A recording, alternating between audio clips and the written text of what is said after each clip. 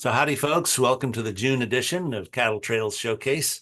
I'm Ron Wilson, Poet Laureate. Glad to be your host. Really excited about today's program. The purpose of the Cattle Trails Showcase is to continually highlight the communities, attractions, museums, and other historical elements along the great cattle trails, including the Chisholm and the Western Trail. The showcase is brought to you by the International Chisholm Trail Association, of which Dennis Katzenmeyer is president, Michael Grauer is vice president, Mary Lou Rivers is treasurer, and Nancy Lawrence is secretary. And our showcase chair is Lonnie Steben, who you can see on your screen today. In the Fort Worth National Historic District, there is something called the Texas Trail of Fame. It's kind of like the Hollywood Trail of Fame, but entirely about Western history. And we're so pleased that the president of the board of the Texas Trail of Fame is with us to say a word about that and get us started in our conversation about the Great American Cattle Drive of 1995. So I'm going to turn to Brad Gandy, who is one of the gunfighters that does gunfight reenactments in the Fort Worth stockyards, president of the Texas Trail of Fame. Brad? Hi there. Yeah, my name is Brad Gandy. I'm the president of the Texas Trail of Fame. On with me is also our secretary, Paula Cochran. The Texas Trail of Fame was started back in 1997 by several of the local businessmen there, and they got the idea from the Hollywood Walk of Fame, but he wanted to change it up and honor those that have contributed to the Western way of life. And continuing the Western way of life, and we devised these bronzes to honor them, and we raised the money, and we paid for the bronzes and to put them down in the stockyards. We have over 280 now, and we induct about 9 to 10 inductees every year. And the Great American Cattle Drive was inducted in 2016, and that was we were very proud to have them on board. Thank you, Brad, and thank you to the Texas Trail of Fame for providing the video.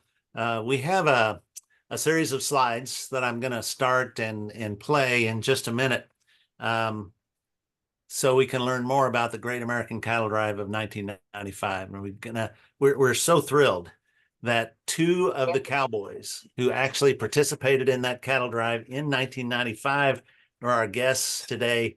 They actually rode horseback that entire way and moved those cattle from Texas to Miles City, Montana. J.D. Blanton is from the T9C Ranch near Purcell, Oklahoma. He's joining us from the Technology Center there. And John Munhank, a fellow Kansan of ours, from Munhank Beef near Lewis, Kansas. So I'm going to go ahead and share my screen and start the video. And we'll ask JD and John to share the story. Gentlemen? Well, I guess I can kick it off if you like. It all kind of got started with James Bud McCaslin, who was at a dinner party, and they got to talking about Lonesome Dove, and they say, well, why don't we just put our own cattle drive together and do that? So they started working on it, and they had it going pretty good. In 1990, they were planning on taking it off, and Desert Storm came along. So the people like Purina and the investors and whatnot, they pulled out because they didn't know what was going to happen. So after a few more years, Bud was able to put it back together again in 1995. And the camps were set up a year in advance by specific trail scouts, some in Texas, some in Oklahoma, right on up the line. And so we kind of had an itinerary, layovers and whatnot. John, would you like to take over? Well, I think you started off well. Everybody kind of had to apply just exactly like a job application. I had to send a resume and references and be interviewed, and I'm sure JD did too. And there were a lot of applicants through all 6 of the states, and they only hired 4 cowboys from each of the 6 states. And some of them didn't get filled or didn't make it the whole way. And then it was off for an adventure of a lifetime. Yeah, they were, that was perfect on the each state having their own cowboys. There was 6 other cowboys that came just from Texas. And I was one of those, Jamie Nail, some of those guys. Anyway, and oh gosh, I don't know where I was going from there. It was about 30 cowboys, and there was over 3,000 applications for these 30 jobs. And it was quite a feather in your hat to get chosen, actually. I was playing music, a strolling cowboy type of thing in the stockyards when I met Bud McCaslin down there, and he said, "I want you to go on my cattle drive." And plus, I could shoe my own horses. I could rope either end. You know, I mean, I was a cowboy, but I could also sing campfire music. So he wanted me automatically. So I hung with him real good. JD, we're looking at some slides of the chuck wagon with the tongue pointed north. So you started from Fort Worth and you went through a whole lot of crazy and challenging weather conditions. Tell us the story about like the first night out. What conditions were like when you get started? Well, it was freezing rain when we left there. We took about 40 head of the gentlest steers in there. We were holding the rest up on Blue Mound Road at a ranch there. We took them 40 steers in there to the stockyards, and they were the gentle ones that we drove out of there because none of these steers were trail broke, you know, and you didn't want to take something from right off a big old ranch and have some kind of wreck. So anyway, that's kind of how that came to be. But we camped, and I don't remember the name of the area, the burg that we were at. But anyway, it was freezing rain that night, and I remember waking up in my bedroll, and I had to break ice off of the tarp in order to get out of it in the morning. It was cold son of a gun. JD, how many miles did y'all cover a day, or was that a goal? Yes, sir. We averaged around 13 miles a day. There was only one time we had to go 28 miles. It was up there in Wyoming somewhere that the camp somehow got changed around, which is all another story. Anyway, we had to drive them twice as far, and that's too far. 28 miles. The outriders were give out. They couldn't stand up for 2 or 3 days, you know. It was a tough one, but about 13 miles to answer your question. May I add, out of the first 100 days, 78 was recorded as either rain or sleet. That's what I remember. Oh, That was a tough start.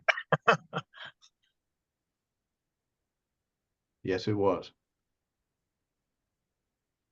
and I was involved with trail riding horses in Colorado, and I had 9 years experience taking inexperienced riders. So I volunteered to help with the outriders, which automatically put me on drag or flank, which was not the greatest place to be. But anyway, it not just anybody can spot a wreck before it happens, you know, a loose seat, your foot through a stirrup, stuff like that, which is, you know, you train yourself if you're doing that kind of thing. So hopefully I helped some in that department also, you know. So there was a core group of professional cowboys, shall we say, but the outriders, there were folks who could who could pay to ride along, and those were typically the outriders. Is that correct?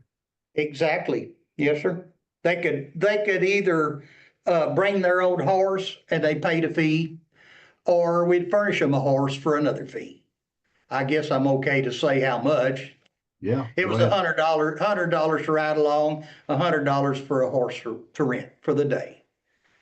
And we had a lot of outriders. Sometimes there was huge ones at Dodge City, of course, Miles City.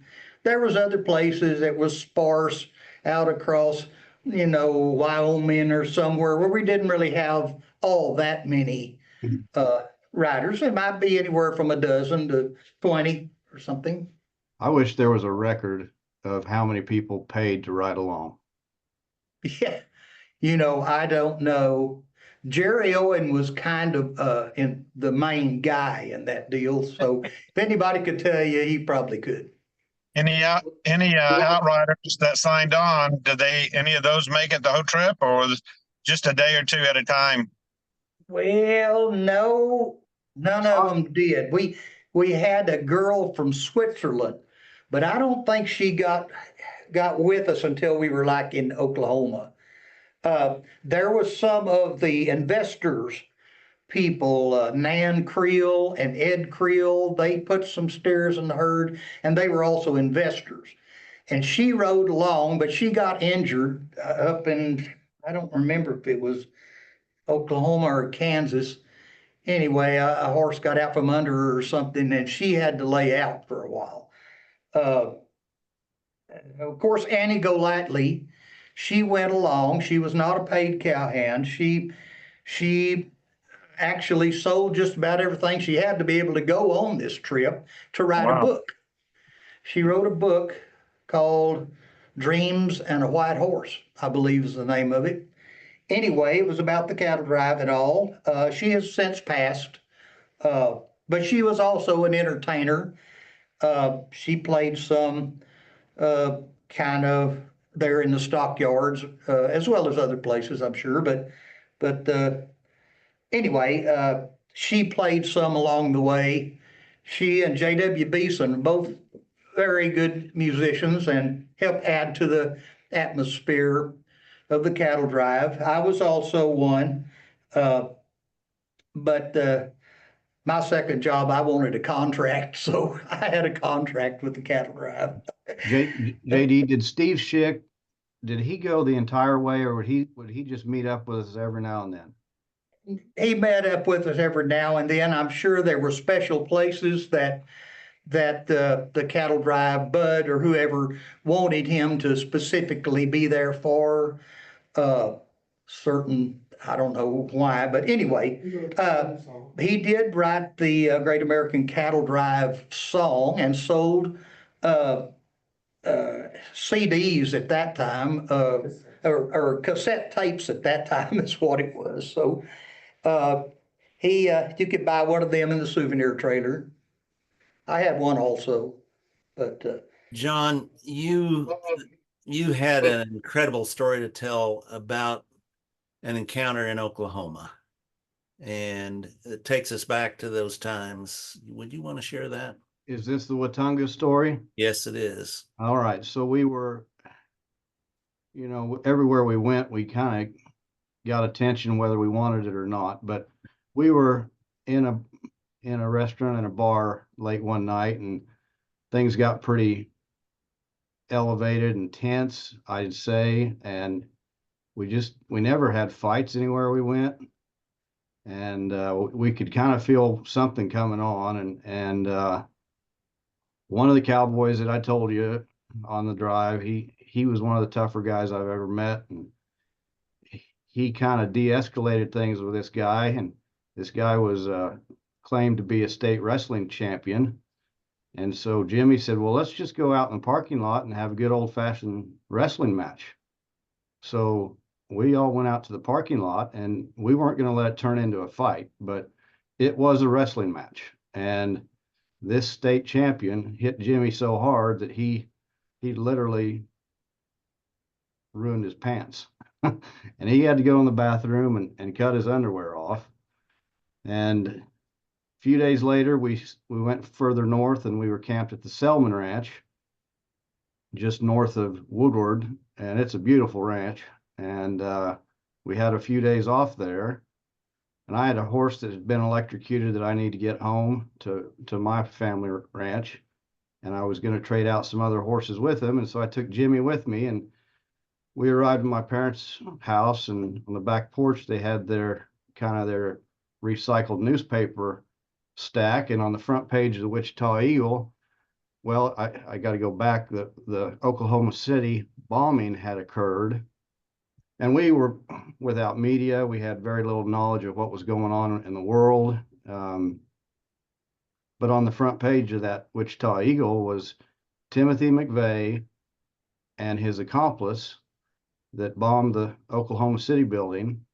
And the accomplice was the one that Jimmy had wrestled just a few nights before outside a bar in Watonga, Oklahoma.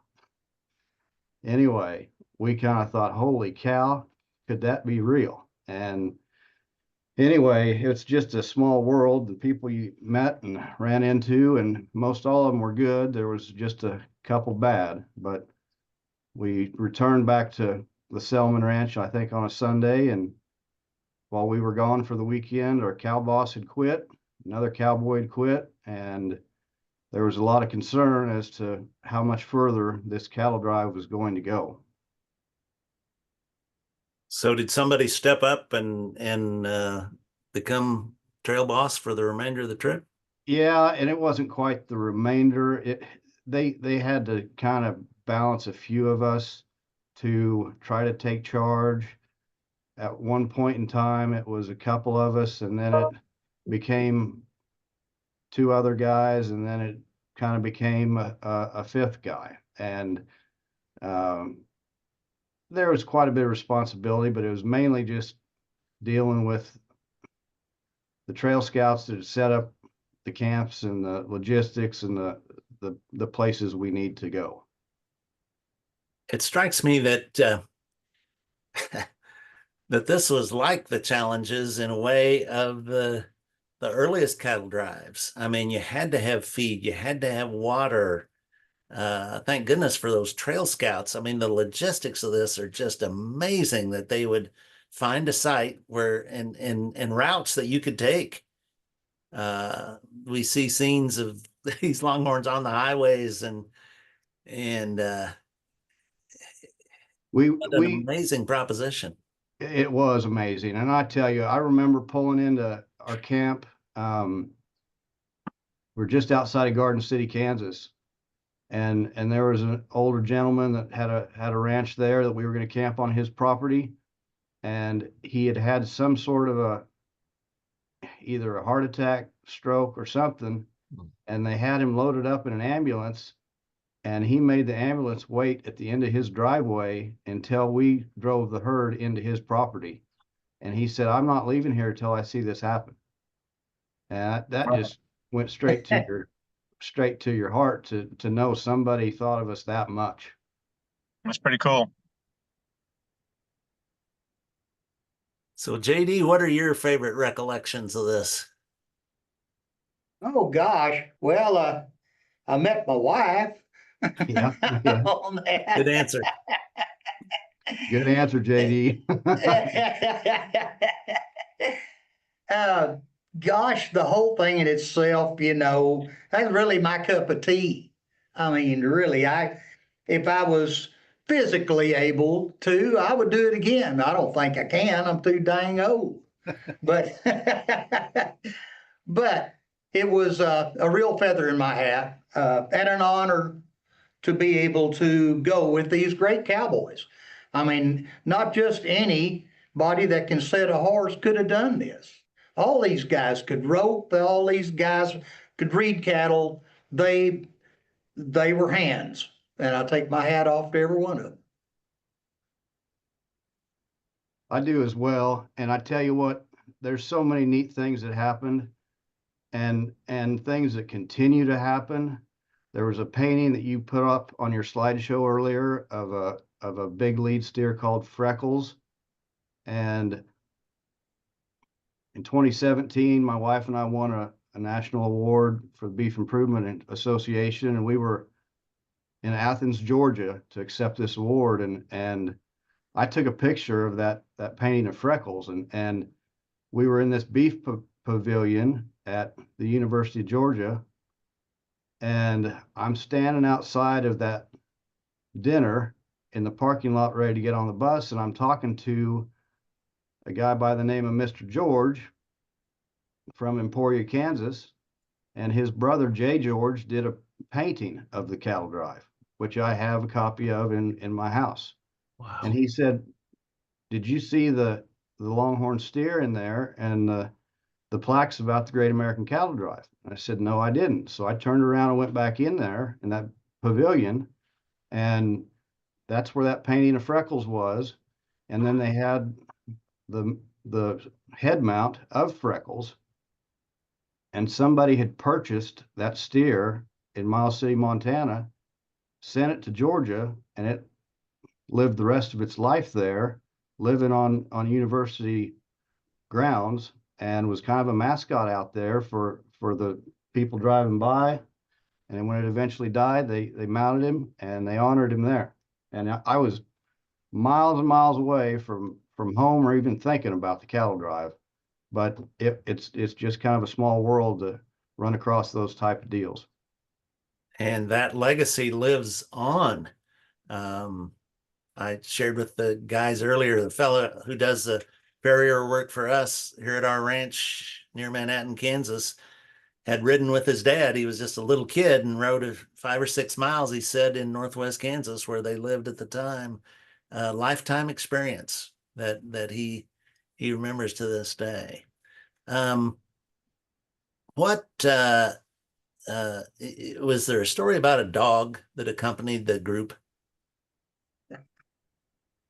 Well, yeah, yeah, there was a dog that came up to the camp, and nobody knew who he belonged to or anything. He was kind of a beagle dog, and he just started trailing along with us. And so he got kind of adopted by the cowboys. They called him Stony Beagle Buckaroo. Anyway, he trailed along for, well, all the way to Miles City. And a couple of Jerry Owens' younger boys were on the drive along. They were real corkers, cool little boys. But anyway, they'd get underneath the food trailer, and they'd take syringes of water, and when people would walk up there to get their food, well, they'd squirt their shoes or boots with it, and then they'd push that dog out there. And, just little comical things like that happened all the time. I mean, we kept it going. We had to. That's right. Yeah. Oh, yeah. You couldn't bore out, What happened at the end of the trail? What happened at Miles City? What was that like coming in at the conclusion after 1,700 miles in 6 months? Well, you want to go first, John, or you want me to?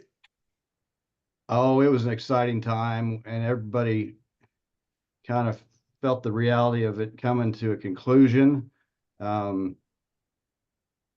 It was kind of too bad that part of the group broke off and they came in behind us.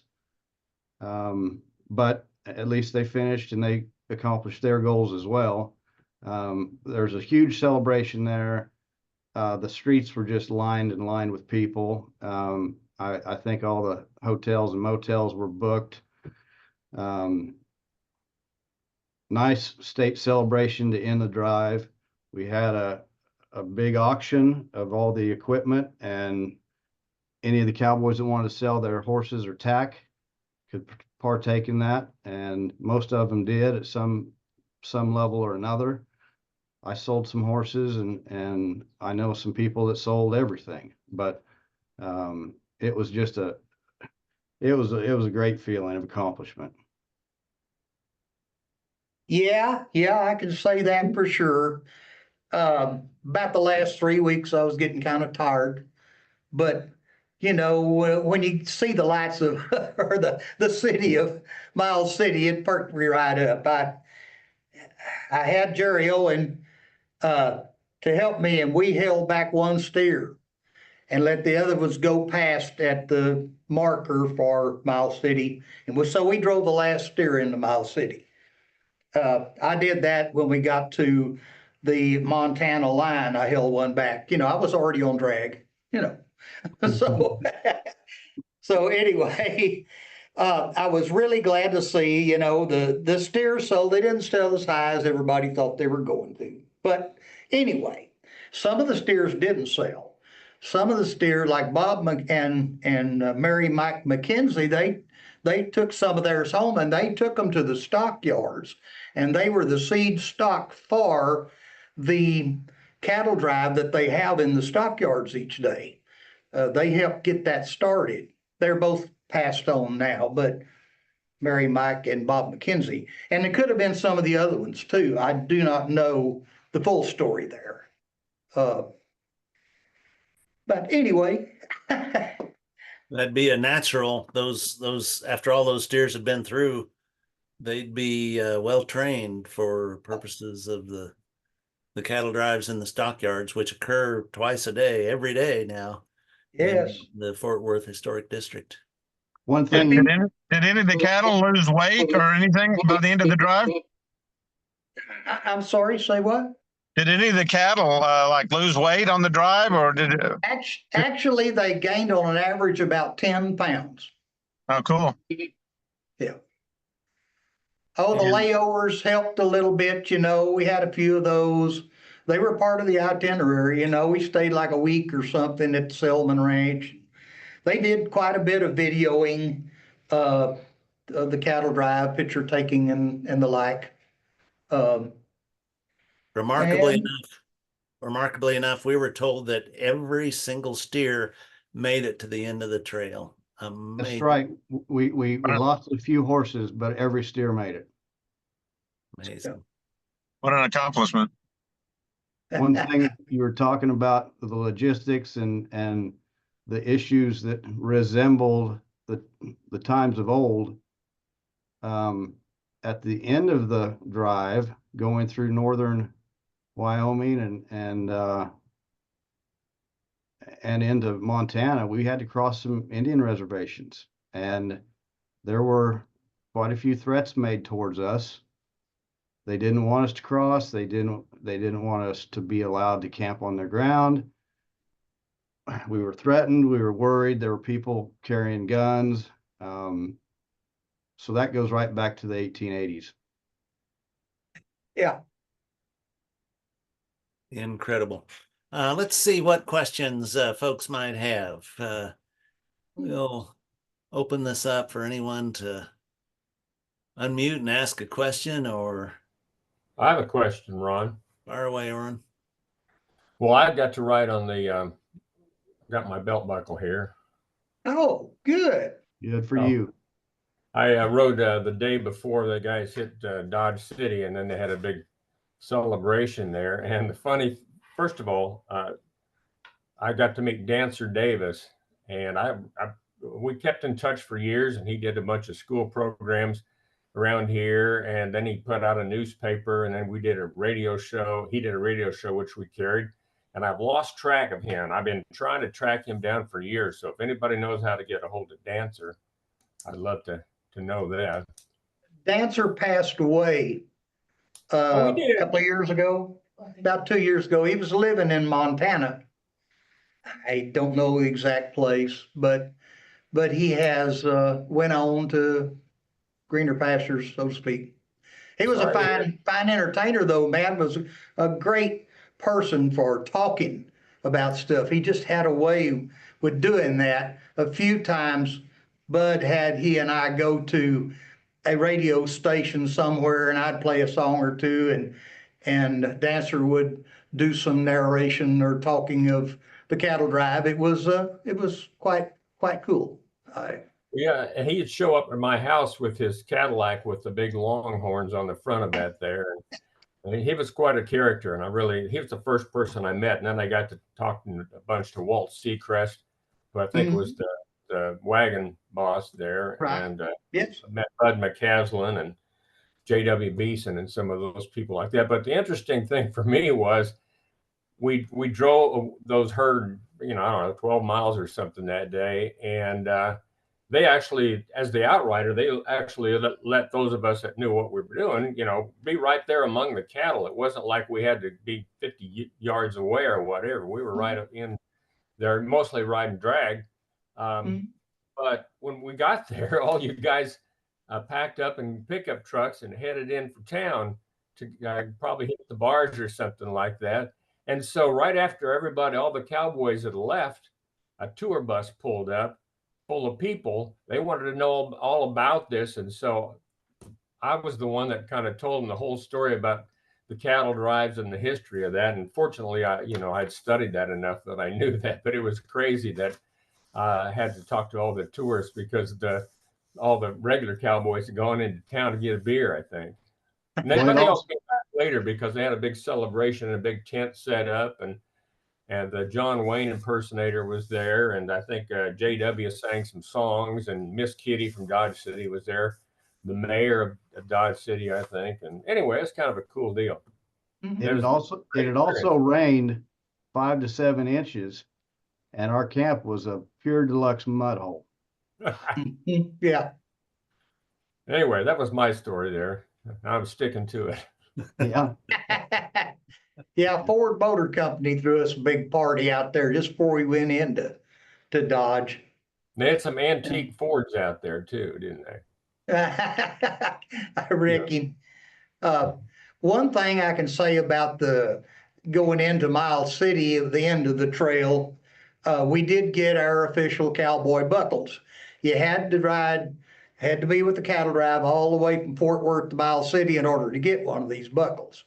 And there was a few of the cowboys that had dropped out. Of course, they didn't get one. At that time, they were replaced by someone else, and they weren't supposed to get a buckle either because they didn't come all the way from Fort Worth. But anyway, the investors, Bud got one. He didn't drive any of the steers, but he was still quite involved in it, and some of the other ones I'm sure did too. I wished I could tell you more of some of the business end, but I didn't really know any of it. You really don't Just, into the hall. oh yeah, we were inducted into the Old Trail Rovers Hall of Fame down San Antonio. We went down there and they treated us great and gave us, certificates that we were the only inductees that had been in there. I think since 1900 or something, it was way back. So it was another feather. Wow. And Dennis Katzenmeyer, I think Dennis followed this trail too, and tried to get to the end of the trail. You want to share any of that, Dennis? Yeah, I was quite intrigued with the whole ordeal. I was amazed that you guys was willing to take on such a endeavor in the first place. And being from Kansas and Ellsworth, a big cattle town, I'd always dreamed of doing a cattle drive up in my part of the country. And so I kind of used you as a learning tool. I wished I'd have had a little more contact with Bud and some of the rest of you. But I did converse, ask a lot of questions, met up with you in Dodge City. And then my wife and I were supposed to go to Switzerland on vacation. And she claims I changed it to go to Miles City, Montana, but I claim that there was a train wreck or airplane wreck or something. She decided she didn't want to fly. So anyway, instead of going to Switzerland, we drove up to Miles City and watched you guys come in. Got to visit with both sets of cattle drovers that were part of that. Took in the auction, but I made one major mistake. I wanted to buy a longhorn, and I wanted to buy a horse, and I wanted to buy some cowboy gear, some spurs or chaps but I had scheduled to go back to work on that following Monday, and here it was Sunday, and all this was going on. So I sat there in the auction just as long as I could, kind of bid on a horse or two and a steer or two. And my wife's going, "We got to go. We got a long ways back." I should have, if I was smart, I'd have just called the boss and said, "I'm taking an extra day," and I went back on Monday. But I didn't. I packed up. I didn't take any souvenirs back with me because I didn't stay long enough. But yeah, it was a great experience. I've heard some of the stories and the rumors of all y'all went through, and the wrecks and the weather, and the drives that I've done have been very pleasant. We haven't dealt with weather at all. A few wrecks, but so I, you know, hands out to you guys. You did a tremendous job. I was following you all the way and concerned you weren't going to make it, but you did, and I'm proud of you. We're Well, all very thank you. proud of you. We're really proud of you, and what an amazing accomplishment to recreate that cattle drive, those cattle drive days. We celebrate that history. Major tip of the hat to all of you for the great work you did and for capturing that history and sharing it with us today. Thank you. I remember my dad telling me that Paul Harvey was given daily updates on the radio at noon as to where our location and where the Great American Cattle Drive had made it to, or where we were going. And that was interesting. He was about the only national media that I'm aware of that gave a daily report. Wow, a daily report.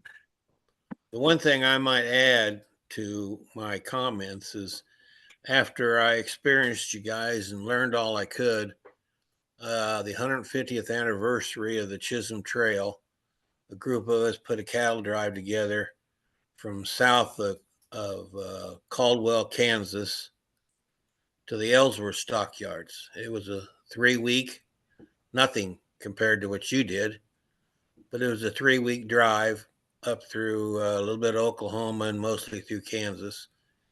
We had 400 steers. A lot of them were roping steers, I might add. Tremendous media coverage.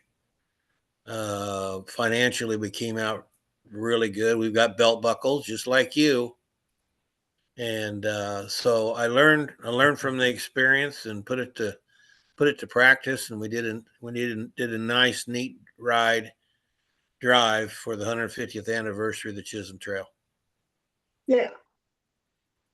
And I also want to mention something about, Dancer Davis had a radio, a program that he did. He recorded called Tales from the Trail, and I used to air those on my radio show. He would send me those cassette tapes, and so I still have a whole box full of those tapes of Dancer's radio show. So that was kind of cool because he would record those along the trail as you guys were going along, and so anyway, I always enjoyed being connected that way through playing those on KFDI. yeah, it was an inspiration to us to see what you guys accomplished, and we're proud of you, and so glad that you would capture and share that history with us today. Lonnie, do you have a comment? We've overlooked the food aspect of this. Did they ever get to eat? Well, we started off with the cook at Fort Worth. He didn't make it but a few days, and he was gone. He was a chuck wagon champion cook. Yeah, And Dennis Dotson. He was Yeah. tremendous, and I thought, man, I'm going to gain 100 pounds on this. Yeah. I don't think we had left Fort Worth and he quit. Yeah, I mean, it was right there pretty quick. Maybe he did quit before we left. I don't. It was all so much excitement right then. Some things I don't remember exactly, but we kind of suffered part of the time, until we kind of Dancer kind of took over and started cooking. After food poisoning. Yeah. And then we also Pablo Renfro, or Paul Renfro, he came on. I don't remember exactly where, maybe Kansas, and he went all the rest of the way with us as a cook, Pablo which was helped. cooking when I was out there, so I got a chance to visit with him. So I loved talking to him too. I think we Yeah. got Pueblo in Oklahoma, if I recall.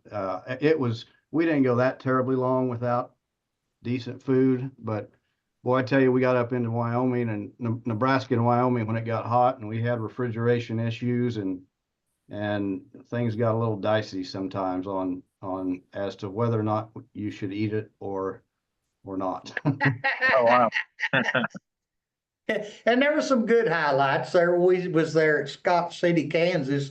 They took us somewhere down the road, and the Cattlemen's Association cooked steak dinners for us. Do you remember that?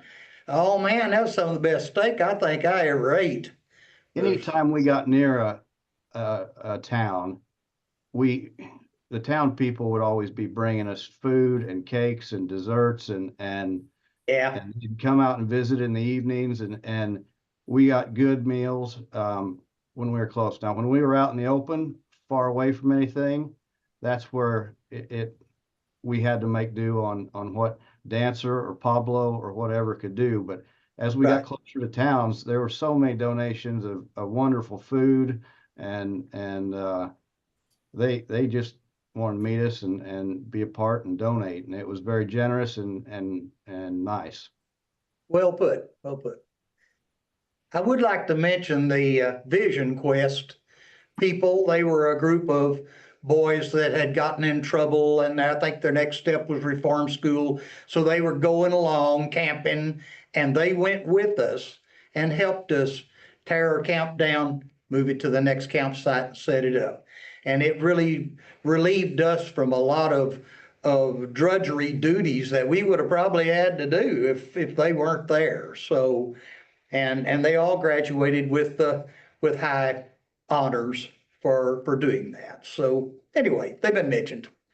Yeah, I'm glad you mentioned that, JD. They really took quite an honor to be a part of it, and I think that helped straighten them out immensely. And Yes, I do too. I don't know how it was prior to them dealing with us, but there were some fine boys that turned into some fine young men before the deal was over.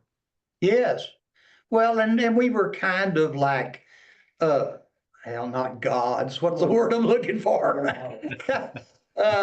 Role models for them. Role models, yeah. Big brothers Because and we were dedicated. We did what we said we were going to do, and I think that kind of bled over on them, and they realized that if we're going to have any kind of life, we're going to have to do like this, and it's really not that hard.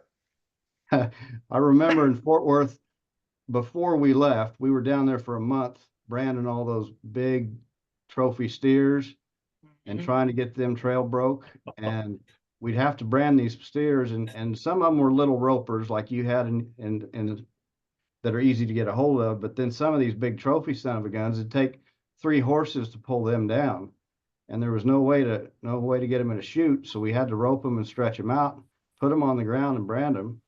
And those Vision Quest boys were right in there trying to help. And most all of them got the total hell beat out of them, learning how to do it right. But by the end of the month, they had learned how to do it right. Just go off laughing. Well, those are lessons for life and a life-changing experience. Again, our hat is off to you guys. The amazing accomplishment. Big round of applause for you fellas. I'll give you a virtual round of applause here if I can. Hey, this is Steve Myers in Fort Worth. Hey, what involvement did Doug Harmon have here in Fort Worth on the cattle drive? He was the city manager at that time. And he's also associated with the the Trail of Fame here in Fort Worth also. Yes, he is. Hey, Brad, it's Steve. Hey, Steve. And I remember walking through the Fort Worth stockyards and looking down on the sidewalk and seeing Doug Harmon's name on that bronze marker. I was so excited. One of the founders of our International Chisholm Trail Association. So, and so glad that he played a role in supporting all of you to make this possible. Yes. We probably need to wrap up time-wise. I'd mention a couple of quick upcoming dates. July 27 is the National Day of the Cowboy, so watch for any of your local events to participate in them. November 1st and 2nd is the Western Trail and Chisholm Trail Annual Conference, which will be in Dodge City. And look forward to our next showcase presentation on Friday, July 12, 2024. Thank you, Ron. Program today, yeah. To close our program today, this is Ron Wilson, Poet Laureate, saying thanks for taking time to join us in this place, and come on back next month for our Cattle Trails Showcase. Thank you, See you fellas. guys. Thank you Thank all. you. Thank you all. This was great. Thank you for having us.